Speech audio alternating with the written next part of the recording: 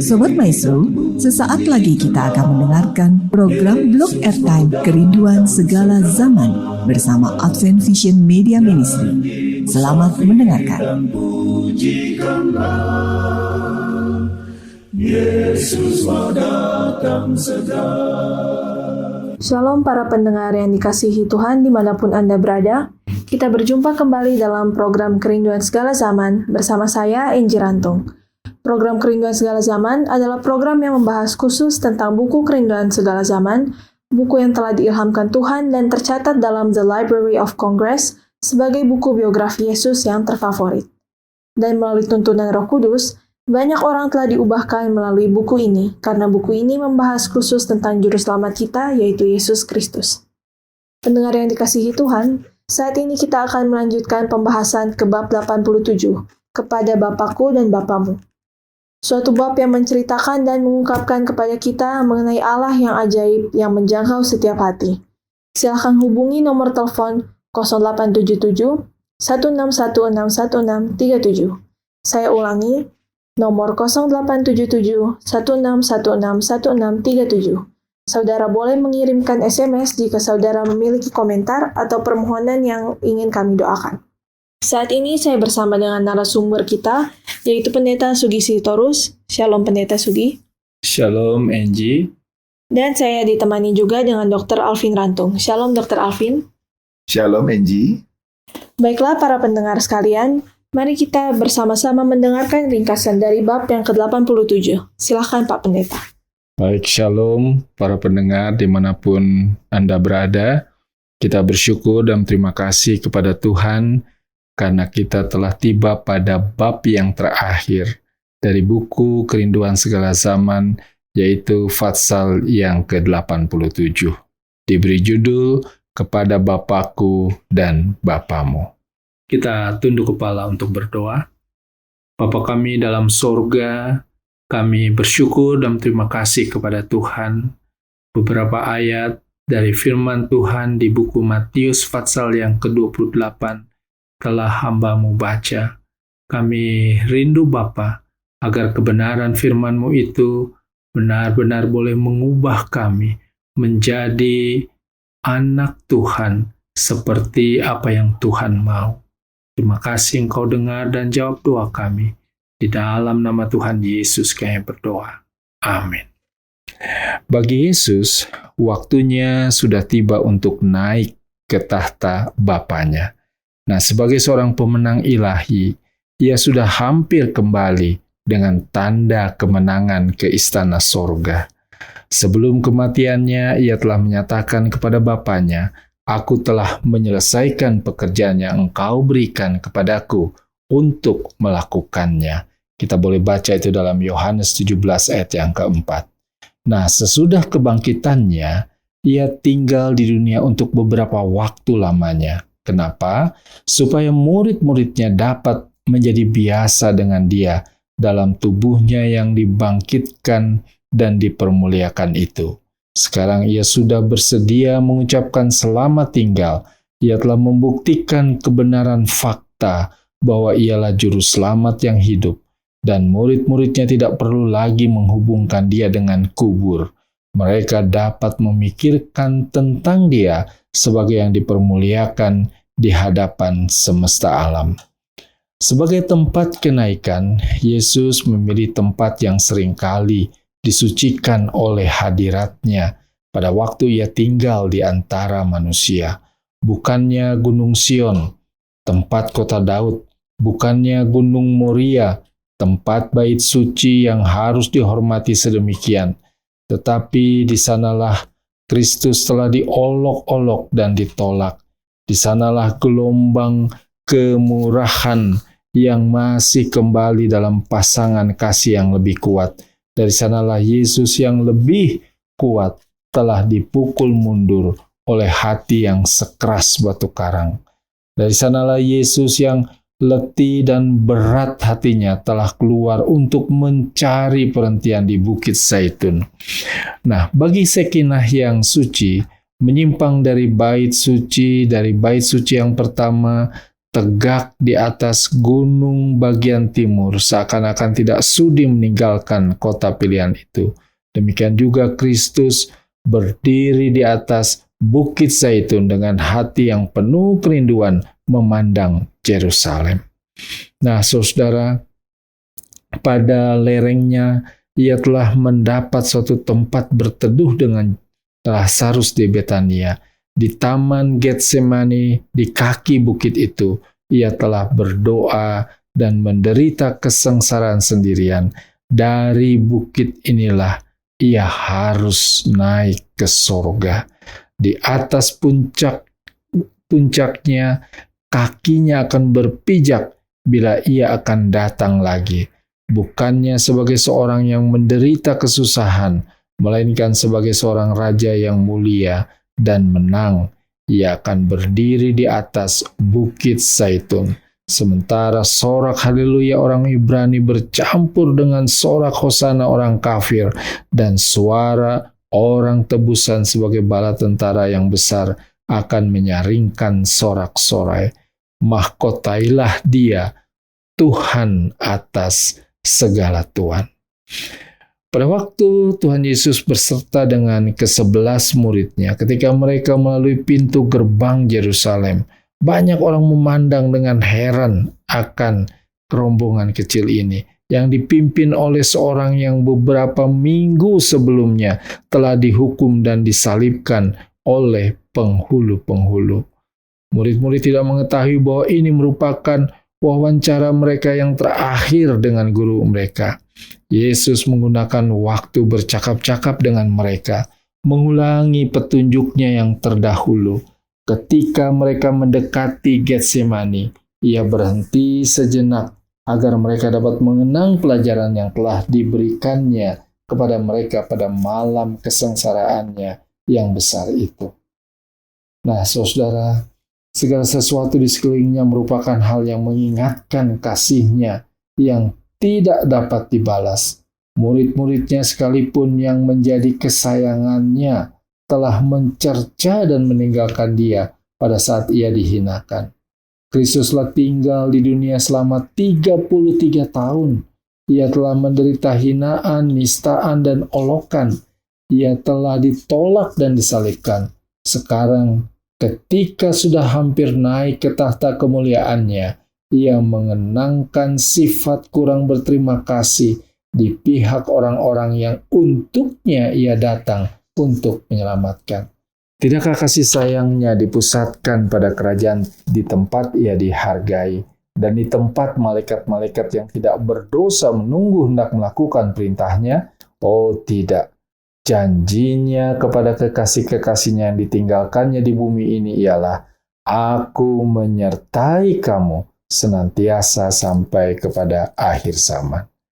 Nah, ketika Tuhan Yesus tiba di Bukit Zaitun, Yesus menuntun jalan ke puncak yang tidak jauh dari Betania. Disinilah ia berhenti sejenak dan murid-muridnya berhimpun di sekelilingnya. Sinar terang nampaknya memancar dari wajahnya. Ketika ia memandang dengan penuh kasih sayang kepada mereka, ia tidak mempersalahkan mereka karena kesalahan dan kegagalan mereka. Perkataan kelemah lembutan yang paling dalam merupakan ucapan terakhir yang jatuh ke telinga mereka dari bibir Tuhan mereka. Dengan tangan yang direntangkan untuk memberkati dan seakan-akan menjamin penjagaannya yang melindungi, naiklah ia perlahan-lahan dari antara mereka, ditarik menuju sorga oleh kuasa yang lebih kuat daripada sesuatu penarikan duniawi. Sementara murid-murid masih menengadah ke atas, suara-suara menyapa mereka yang berbunyi bagaikan musik yang paling merdu. Mereka berbalik dan melihat dua malaikat dalam bentuk manusia yang berbicara kepada mereka mengatakan, "Hai orang-orang Galilea, mengapakah kamu berdiri melihat ke langit? Yesus ini yang terangkat ke sorga meninggalkan kamu, akan datang kembali dengan cara yang sama seperti kamu melihat dia ke sorga." Saudara, Kristus telah naik ke sorga dalam rupa manusia. Murid-murid telah melihat awan menerima dia. Yesus yang sama yang telah berjalan dan bercakap-cakap dan berdoa dengan mereka, yang telah memecah-mecahkan roti dengan mereka, yang telah bersama dengan mereka dalam perahu mereka di danau, dan yang pada hari itu juga telah mendaki Bukit Zaitun dengan mereka. Yesus yang sama kini sudah pergi untuk duduk bersama Bapa di tahtanya, dan malaikat-malaikat telah memastikan kepada mereka bahwa oknum yang sama yang mereka lihat naik ke sorga akan datang kembali, sama seperti ia telah naik. Ia akan datang dengan awan-awan, dan setiap mata akan melihat dia. Maka Tuhan sendiri akan turun dari sorga, dan mereka yang mati dalam Kristus akan bangkit terlebih dahulu. Segenap sorga sedang menunggu untuk menyambut juru selamat ke istana sorga. Ketika ia naik, ia memimpin jalan dan rombongan tawanan yang dibebaskan pada saat kebangkitan mengikuti dia. Bala tentara sorga dengan sorak-sorai pujian dan nyanyian sorga menyertai iring-iringan yang bergembira itu. Kemudian pintu gerbang kota Allah terbuka lebar-lebar. Rombongan malaikat-malaikat memasukinya di tengah gema musik gembira. Di sanalah terdapat tahta dan di sekelilingnya ada pelangi perjanjian. Di sanalah terdapat kerubium dan serafim, panglima bala tentara malaikat, anak-anak Allah, wakil-wakil dari dunia-dunia yang tidak jatuh, berhimpun bersama-sama. Majelis sorga yang di hadapannya bintang kejora telah menuduh Allah dan anaknya, wakil-wakil dari kerajaan-kerajaan yang tidak berdosa yang atasnya setan telah bermaksud mendirikan kerajaannya, semuanya ada di sana, hendak menyambut penebus. Mereka ingin memperingati kemenangannya dan memuliakan raja mereka. Tetapi apa yang terjadi? Diberinya isyarat kepada mereka untuk mundur. Belum waktunya sekarang. Ia tidak dapat menerima mahkota kemuliaan dan jubah kerajaan. Ia memasuki hadirat Bapanya. Ia menunjuk kepada kepalanya yang luka, lambungnya yang ditusuk, kaki yang cacat. Ia mengangkat tangannya yang dalamnya terdapat bekas paku. Ia menunjukkan tanda kemenangannya. Ia mempersembahkan seberkas yang ditunjuk kepada Allah. Mereka yang dibangkitkan dengan dia sebagai wakil-wakil dari rombongan orang banyak yang akan keluar dari kubur pada kedatangannya yang kedua kali. Ia mendekati Bapa yang padanya terdapat kegembiraan karena seorang berdosa yang bertobat, yang bergembira atas seorang dengan nyanyian kegembiraan. Sebelum dasar bumi ini diletakkan, Bapa dan Anak telah bersatu dalam perjanjian untuk menebus manusia jika ia dikalahkan oleh setan. Mereka telah berjabat tangan dalam janji yang penuh hikmat bahwa Kristus harus menjadi pengaku bagi umat manusia. Suara Allah kedengaran memasyurkan bahwa kejadian keadilan sudah dipenuhi. Setan sudah dikalahkan. Umat Kristus yang bekerja keras dan bergumul di bumi dikaruniakannya di dalam Dia yang dikasihinya. Dengan kegembiraan yang tidak terlukiskan, penghulu dunia dan penguasa dan kuasa mengakui keunggulan putra kehidupan. Bala tentara malaikat tersungkur menyembah Dia, sementara sorak kesukaan memenuhi istana sorga. Anak domba yang disembelih itu layak menerima kuasa dan kekayaan dan hikmat dan kekuatan dan hormat dan kemuliaan dan puji-pujian. Dari peristiwa kegembiraan sorga itu, kembalilah kita di bumi. Gema perkataan Kristus sendiri yang ajaib itu, aku akan pergi kepada Bapakku dan Bapamu, kepada Allahku dan Allahmu. Keluarga di sorga dan keluarga di bumi satu adanya. Bagi kitalah Tuhan kita naik, dan bagi kitalah Ia hidup. Karena itu, Ia sanggup juga menyelamatkan dengan sempurna semua orang yang oleh Dia datang kepada Allah, sebab Ia hidup senantiasa untuk menjadi pengantara mereka. Tuhan memberkati kita semua. Amin.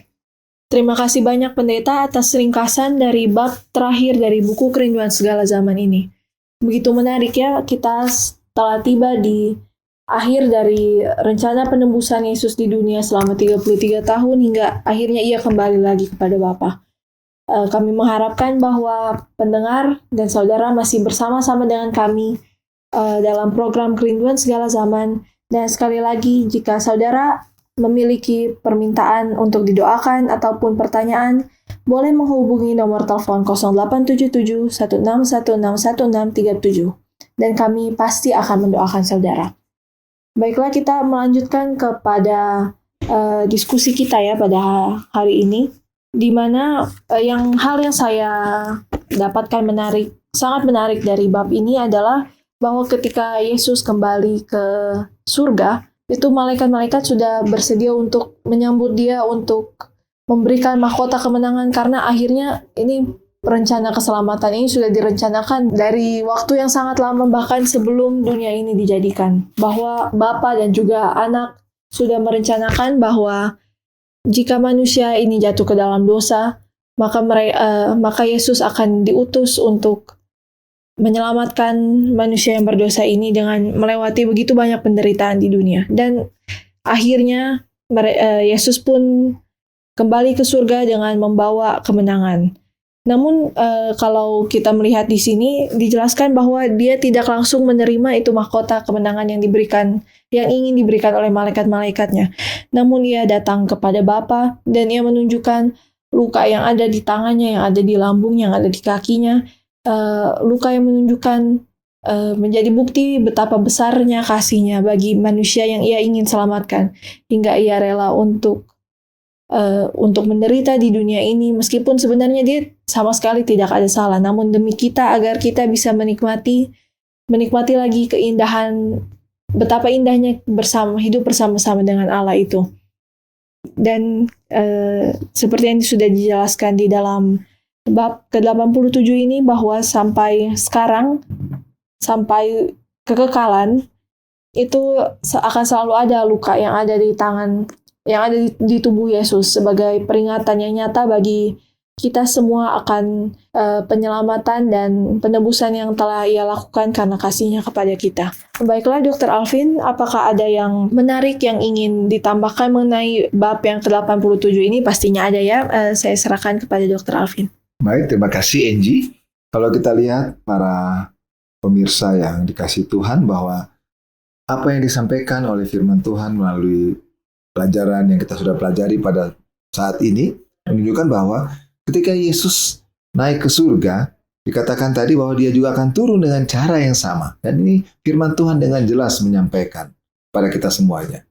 Dan inilah penipuan setan. Setan banyak kali memberitahukan kepada kita bahwa Yesus ada di sana, Yesus ada di sini, dan itu juga sudah dinubuatkan dalam Injil, bukan? Bahwa Yesus tidak akan datang ke dunia ini pada kali yang kedua dengan cara diam-diam. Dia tidak datang dengan sembunyi-sembunyi. Tiba-tiba muncul ke satu kelompok orang, muncul ke satu wilayah, muncul ke satu tempat tertentu. Tapi kedatangan Yesus adalah sama seperti waktu Dia naik ke surga. Semua mata boleh memandang akan kedatangannya.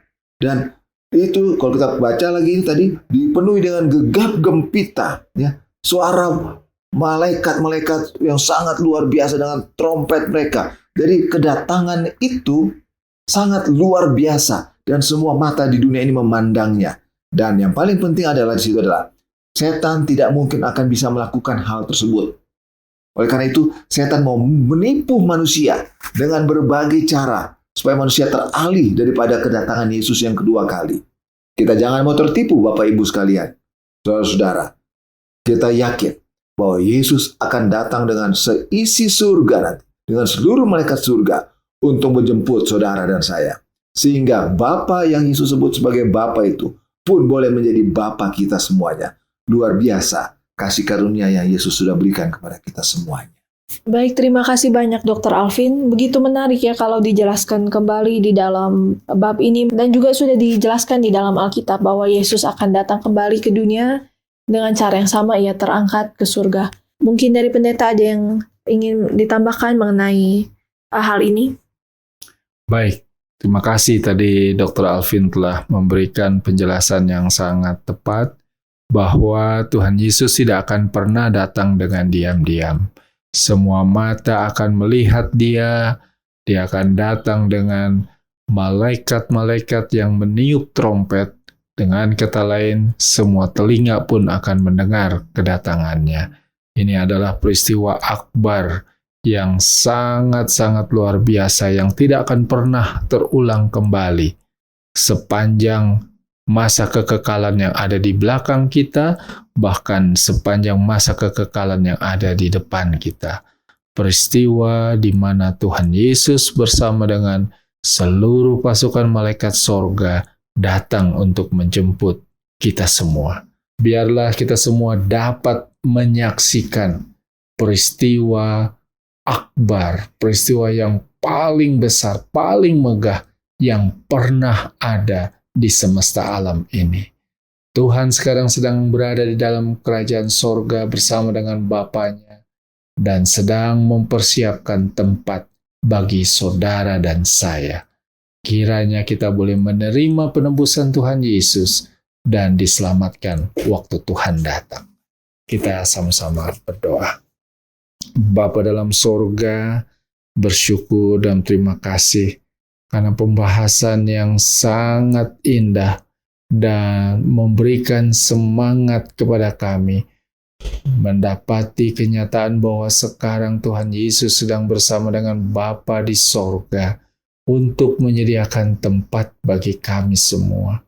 Kiranya pengorbanan anak-Mu Tuhan kami Yesus Kristus benar-benar boleh menyanggupkan kami untuk menerima kehidupan yang kekal, dan kami juga membangun tabiat sorga atas pertolongan Tuhan Roh Kudus, sehingga kami benar-benar disanggupkan untuk bersedia bagi kedatangan-Mu yang kami percaya sudah tidak lama lagi. Dan sementara kami masih menunggu, biarlah Tuhan menggunakan kami semua untuk dijadikan saluran berkat Tuhan bagi sesama manusia dan membawa mereka juga untuk diselamatkan waktu Tuhan datang. Dengarlah doa kami, ampuni dosa kami, di dalam nama Tuhan Yesus kami berdoa. Amin. Baiklah para pendengar yang dikasihi Tuhan, waktu yang membatasi kita hingga kita harus mengakhiri pembahasan kita. Namun saya yakin dan percaya bahwa Tuhan akan mempertemukan kita kembali di pembahasan-pembahasan yang selanjutnya.